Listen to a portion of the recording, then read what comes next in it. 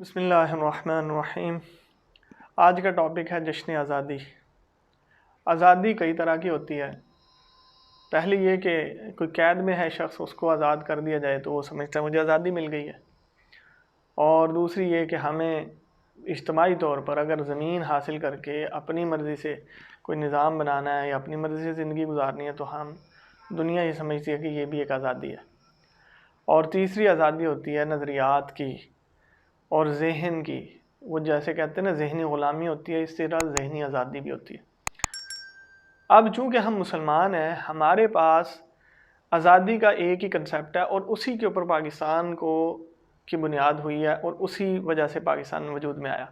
وہ کیا ہے کہ ہم اللہ کے احکامات کے اوپر زندگی گزاریں گے، صرف انفرادی طور پر نہیں بلکہ اجتماعی طور پر بھی۔ اب اس بنیاد پر پاکستان کا مطلب کیا؟ لا الہ الا اللہ۔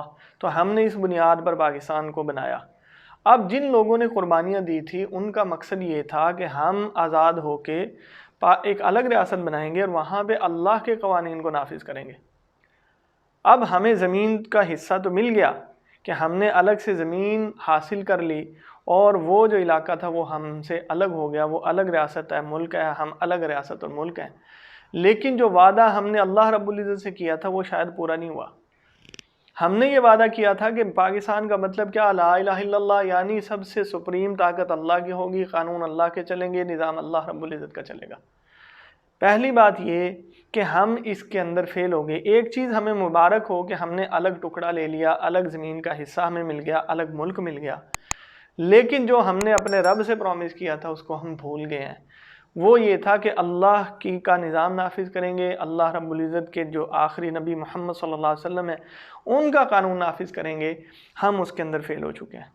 دوسری بات یہ کہ نظریات کی آزادی تھی، ہمارے پاس نہ تو عدالتی نظام اللہ کے حکم کے مطابق ہے، نہ ہمارے پاس اکنامک سسٹم اللہ کے حکم کے مطابق ہے، نہ ہمارے پاس میڈیا کا نظام جتنا بھی ہے وہ ہمارے اللہ کے حکم کے مطابق ہے، اور ہماری جو تعلیم ہے اس میں بھی ہمیں بہت سارے گیپ نظر آتے ہیں۔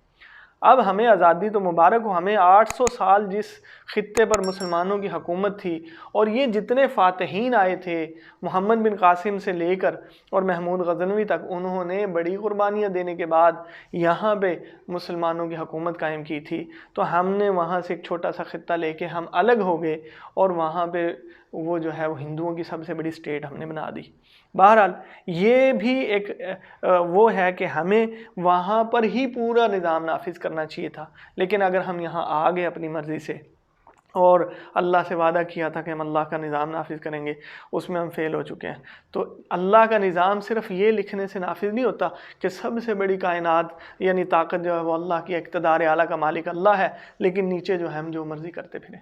اس کی مثال ایسے ہی ہے کہ میں نماز پڑھنے جا رہا ہوں لیکن میں نے نماز کے فرائض پورے نہیں کیے، نہ میں قرات کرتا ہوں، نہ میں وضو کرتا ہوں، نہ میں جو ہے صحیح سجدے کرتا ہوں، 2 کر لیتا ہوں یا ایک سجدہ کر کے اٹھ جاتا ہوں، میری نماز نہیں ہونی۔ اسی طرح صرف یہ لکھنے سے کہ اقتدار اعلیٰ کا مالک اللہ رب العزت ہے وہ نظام نافذ نہیں ہوا۔ تو ہم نے ملک لیا، زمین لی، لیکن ہم نے اللہ کا قانون نافذ نہیں کیا، اس لیے ہم مجرم ہیں۔ دوسری بات، ہم ذہنی غلام ہیں، ابھی تک ہم آزاد نہیں ہوئے، ہم ذہنی غلام ہیں، اور ہم نے ذہنی غلامی کی وجہ سے آج بھی ہمارے اوپر غیر جو ہیں وہ حکومت کرتے ہیں۔